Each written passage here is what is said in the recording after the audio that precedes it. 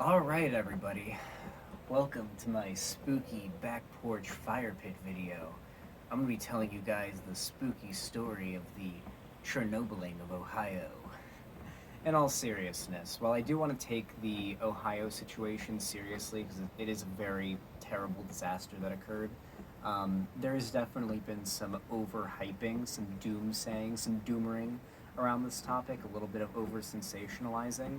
And I've done quite a bit of research about it, and I've been thinking and mulling it over a lot, and I've been looking into some expert opinions on the issue as well. And I took some time to talk about this because I wanted to make sure that my take was well balanced and well researched.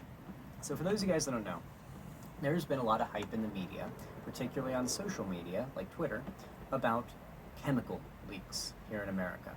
Chemical leaks are pretty scary and they are pretty dangerous. Breathing in the wrong chemicals can just fucking kill you. It can literally just take years off your life as well without you even knowing it.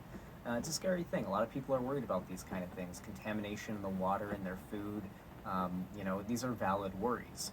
And recently, a rail line, or a rail train, carrying a bunch of vinyl chloride among other volatile chemicals, vinyl chloride being like the main one they admitted to and was the big headline chemical, derailed and crashed just outside of a town called East Palestine in Ohio. Now, these trains are known in the area as bomb trains because the rails they travel on are very rickety, unmaintained. The trains are understaffed and the technicians are understaffed. Just everything about these trains screams, you've got a massive fucking bomb barreling through your neighborhood. Like barreling outside your town or even through your town, right? Hold on a second. I should have brought a tissue with me, I meant to. So in this area, they call these things bomb trains because of how dangerous they are. And they are known to be this scary, dangerous thing, right?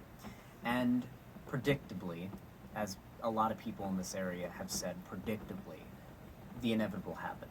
A train derailed carrying a whole bunch of toxic chemicals, and they started spilling.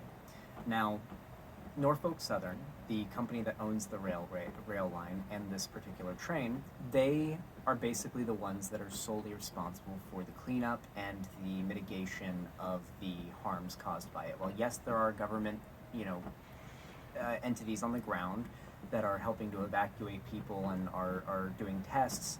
For the most part, most of this is all being done by the company that caused the problem in the first place. And the problem was caused by that company's negligence. And they've kind of, if you're judging on their past, in their history, they've kind of skated by on the fact that they have enough money that it's actually cheaper to just kind of cover up and deal with the consequences of their negligence than to actually not be negligent. So these problems have happened quite a few times. This has not been unheard of. And with no other real option, seeing as there was now several massive tanks of toxic chemicals spilling out at a very high pressure, burning in the middle of this town, just outside of this town, I should say, Norfolk Southern decided to make what I would say, and the experts agree, was the right decision, and did a controlled burn on these tanks before they could explode. The pressure in these tanks was rising to very critical and scary levels, and it was probably the best decision to burn off what was inside of them. That was unfortunately probably the best decision. Because a big explosion would have really been like Chernobyl. Because that's what Chernobyl was, a big explosion that sent massive amounts of contamination far and wide because of the amount of propellant it had to travel. That did not happen in East Palestine because it was burned off in a much less volatile manner than if they just kind of let it go boom, which was really the only other option. That would have been a real Chernobyl. So comparing this to Chernobyl is just a massive over-exaggeration and not even comparatively accurate. Well, yes, this was caused by lack of effort to keep it from happening. The response and the effect are not comparable. This is just social media over-exaggeration. But let's get into the serious aspects of this. Once the controlled burn started, a whole bunch of things went down. For starters, a massive dark cloud of death. It looked like demons were attacking the town. started to waft over East Palestine and then continue to travel east over into Philadelphia. A whole lot of towns were consumed in this rain of toxic smoke. A lot of towns had to, including East Palestine, had to be evacuated. People would leave behind their pets, which died. Many of the pets died. Livestock and pets in towns miles and miles over were dying from the water and from the air. People were getting sick and developing coughs in areas that weren't designated as dangerous, where they were supposed to be safe. There was a lot of shady shit going down. People were getting sick, and it started to seem like things were being covered up. For example, there was a reporter who was assaulted by the police and arrested at a press conference involving all of this.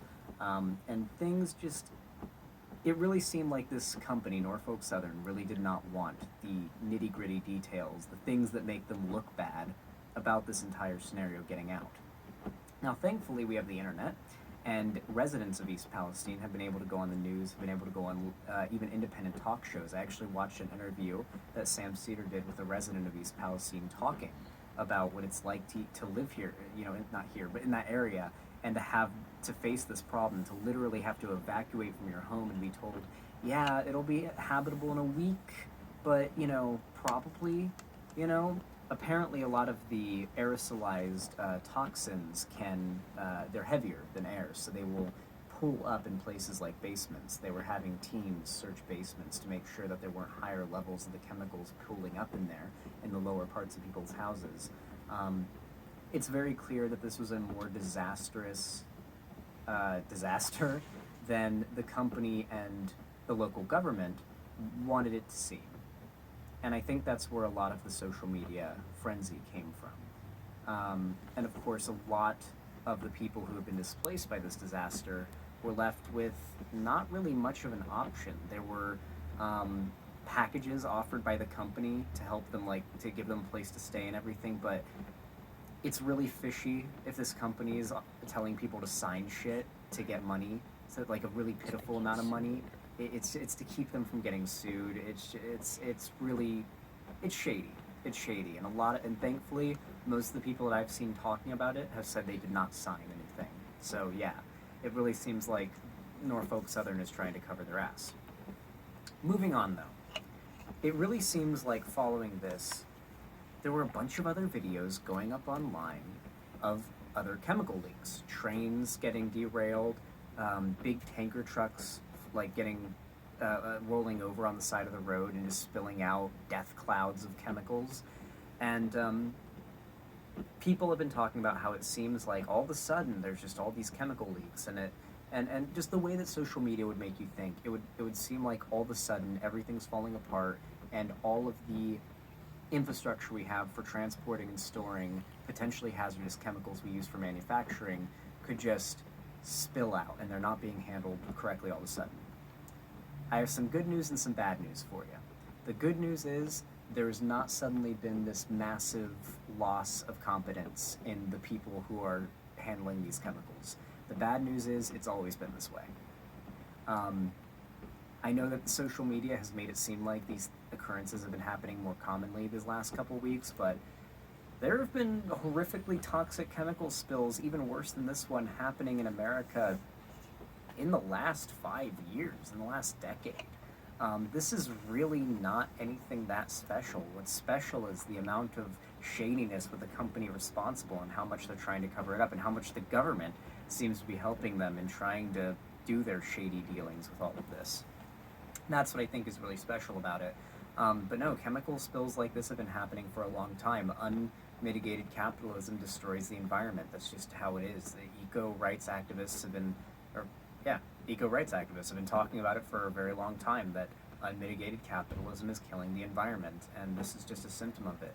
I'm glad there's more attention being brought to it, but what's so unfortunate to me is that this age of the internet seems to focus so hard on over-sensationalizing things that are real problems. Like, I agree this is a real problem, but you just stop over-sensationalizing it, you know? You're making people who are concerned about this issue look bad. And I don't know. It's a little pet peeve of mine I've had with this whole issue. It really feels like so many people are treating this like it's some big new thing that that we're freaking out about. Like the government's covering it up by talking about the China balloon or whatever. There's been a lot of conspiracy mongering on the left about this, and I don't know. I wanted to bring a more reasonable voice to all of this. This is nothing new. And this is what will continue to happen as long as these corporations are given a free pass to use their massive amounts of wealth to just kind of half-assed slick over all of the horrible mistakes that they make that cause massive ramifications that younger generations will have to deal with for centuries. Like Chernobyl, for example. My great grandkids won't be able to go exploring Chernobyl without a hazmat suit. This is what happens when unmitigated capitalism is not is just allowed to flourish. With all of that said, I hope this brought a more level-headed take to this issue, and hopefully you guys feel a little more calm. Hopefully you guys are a little more informed. Hopefully you learned something from this video. If you enjoyed this spooky fire pit nighttime porch video, please leave a like, subscribe, ring the bell icon. You guys know what to do. I really do appreciate all of your support. Thank you so much for watching, and have a good one.